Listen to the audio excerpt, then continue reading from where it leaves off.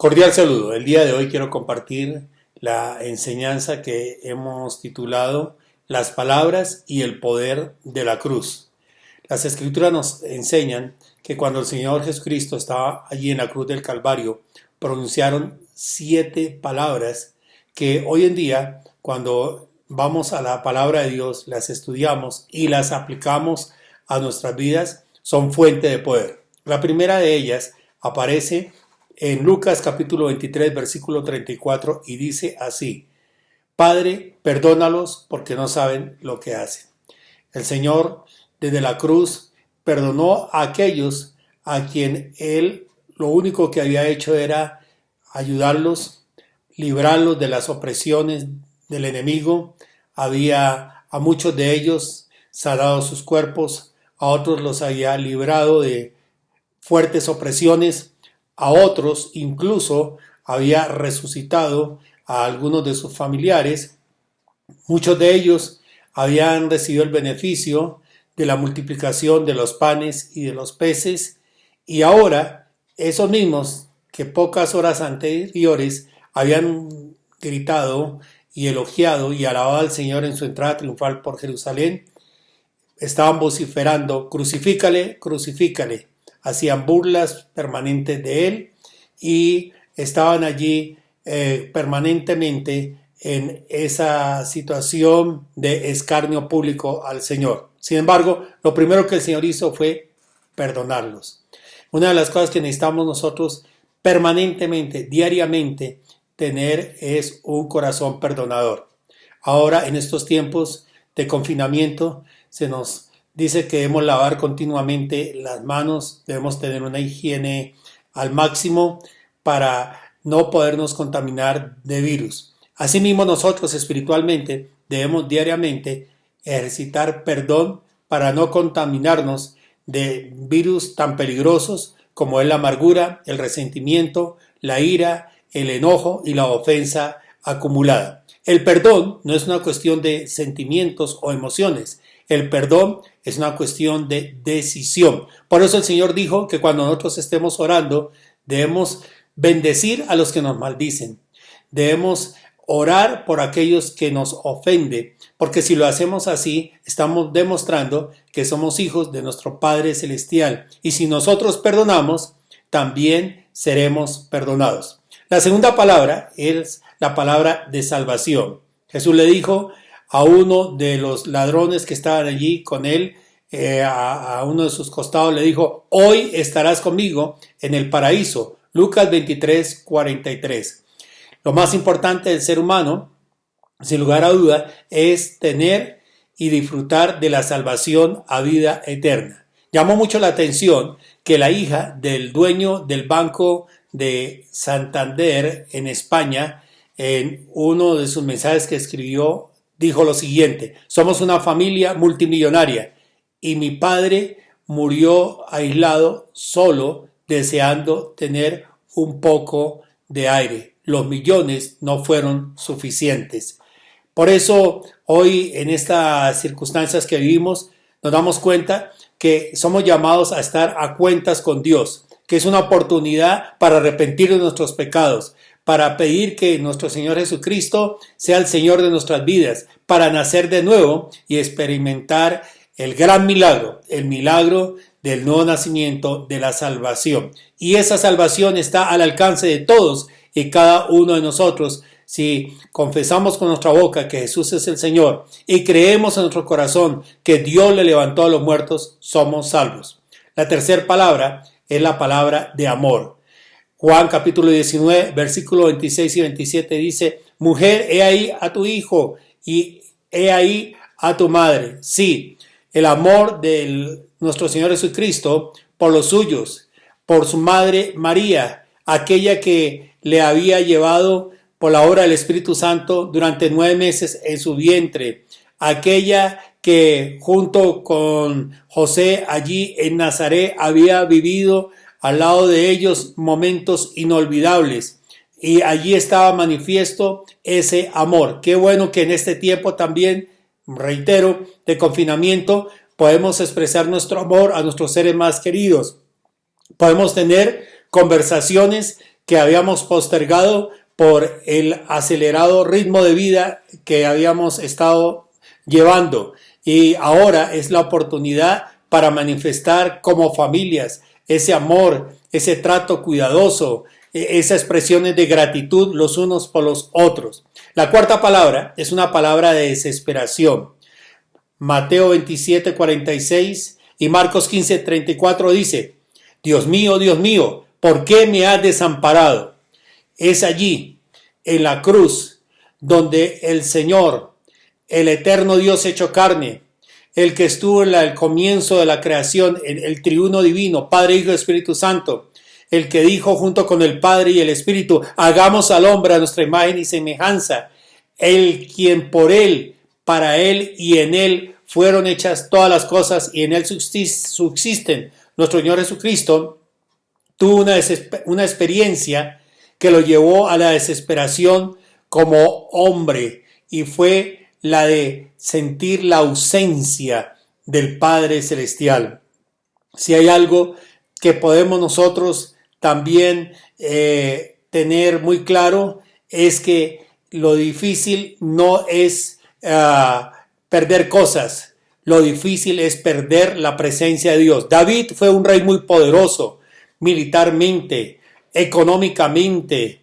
Su gobierno se extendió y alcanzó hasta nuestros días un gran renombre. Sin embargo, cuando pecó por su desobediencia, David en el Salmo 51 dijo: vuélveme el gozo de tu salvación y espíritu noble me sustente. No hay mayor desesperación para un ser humano que perder la presencia del Padre Celestial. La quinta palabra es el tormento físico. En Juan capítulo 19, versículo 28, el Señor dijo: tengo sed.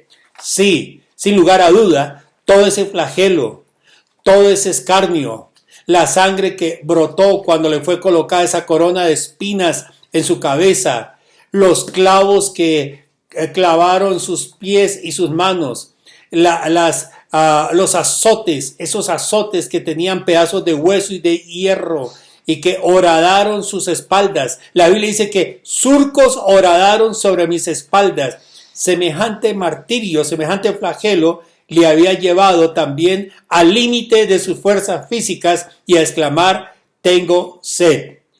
El Señor venció, como lo veremos más adelante en otras palabras, y gracias a Dios que es ese flagelo y esa sed que había en su cuerpo fue momentánea. Pero permítame decirle, mi apreciado amigo y amiga, que al día de hoy el Señor sigue teniendo sed, ya no de la física, sigue teniendo sed de tener comunión con nosotros, y espera también que nosotros tengamos comunión con Él. El salmista dijo: mi alma tiene sed del Dios vivo. ¿Cuándo vendré y me presentaré? Pidámosle al Señor en este tiempo que derrame en nosotros espíritu de oración, que nos dé hambre y sed por su palabra, porque la profecía es muy clara a través del profeta cuando dice: he aquí vienen días, el libro de Amós capítulo 8 versículo 10, en los cuales enviaré hambre y sed a la tierra, no hambre de pan ni sed de agua, sino de mi palabra.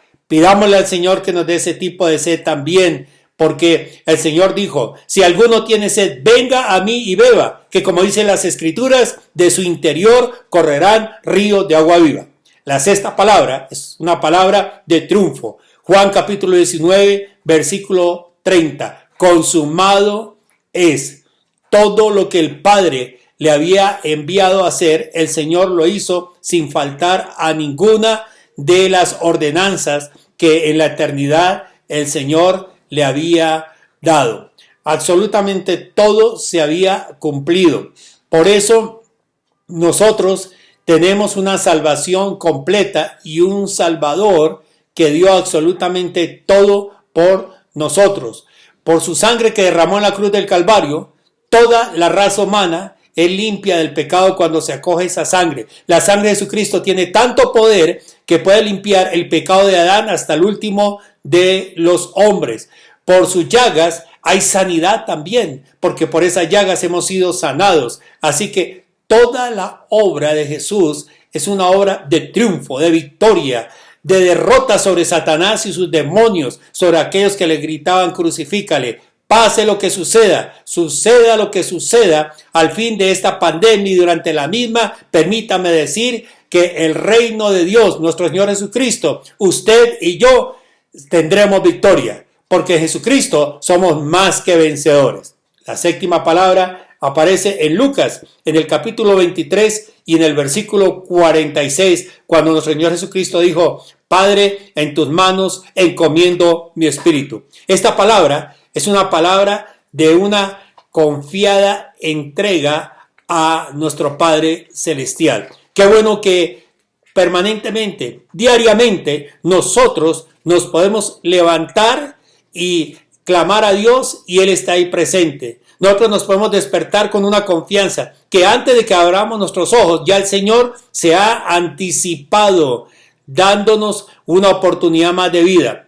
Un hombre de 93 años en una ciudad de Italia le dijeron que para poder subsistir, él tenía que pagar 500 euros, 2 millones de pesos por un día de oxígeno. El hombre anciano se puso a llorar y los médicos le dijeron: no llore por la factura. Dijo: no lloro por la factura, lloro porque he tenido 93 años de vida y durante esos centenares, miles de días y de noches, y no le había agradecido a Dios que me ha dado el aire y el oxígeno gratuito. Lo que Dios hace nos permite vivir confiadamente, entregar nuestras vidas a Él durante el día. Y durante la noche, el salmista dijo: en paz me acostaré y asimismo dormiré, porque solamente tú, Señor, me haces estar confiado. Podemos tener felices sueños, un grato descanso cuando hemos estado en paz con el Señor. Permítame recordar rápidamente las 7 palabras del Señor en la cruz: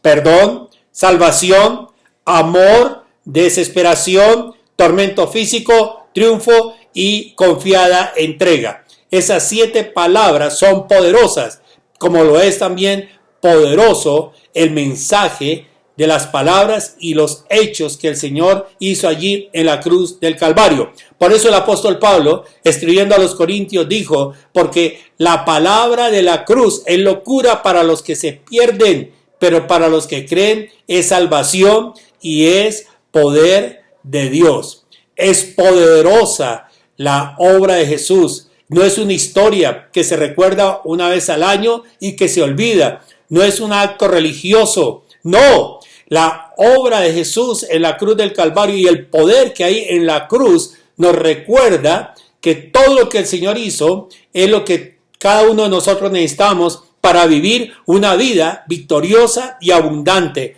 una vida de poder. Así que permítame, al concluir este tema de las palabras y el poder de la cruz, orar por su vida, por su familia, por todos los que le rodean, y también extenderle una invitación para que a través del canal de YouTube Palabra de Vida, enseñanzas en vivo, nos esté a partir de la fecha siguiéndonos de manera constante.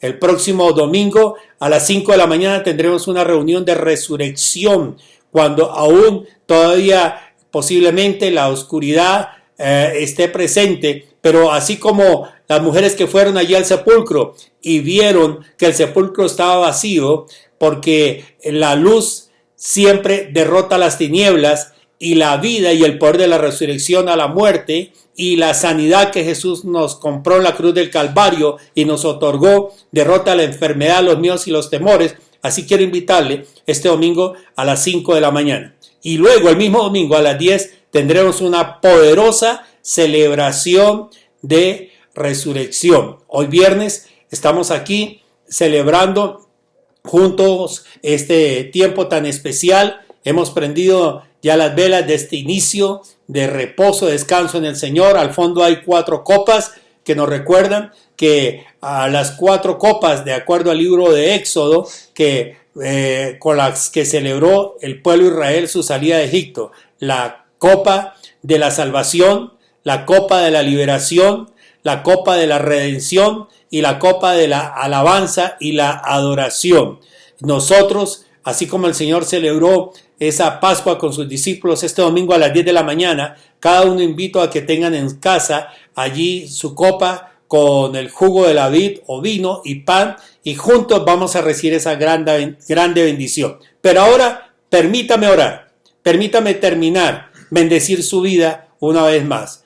Únase conmigo en oración, invite a otras personas, envíe este mensaje a otros y espero que sea de grande bendición. Padre, en el nombre de Jesús, yo te doy gracias, Señor, por cada uno de los que le llega este video. Oro para que ahora mismo esas palabras que Jesús pronunció en la cruz del Calvario sean propias y que toda enfermedad, toda circunstancia de ansiedad, de temor, de miedo, es derrotado por el poder de Jesucristo en el nombre de Jesús. También oro para que esa palabra y ese poder que hay en la cruz por lo que Él hizo sea apropiado cada uno de las personas que ven esta enseñanza. Les bendigo en el nombre de Jesús. Amén y amén.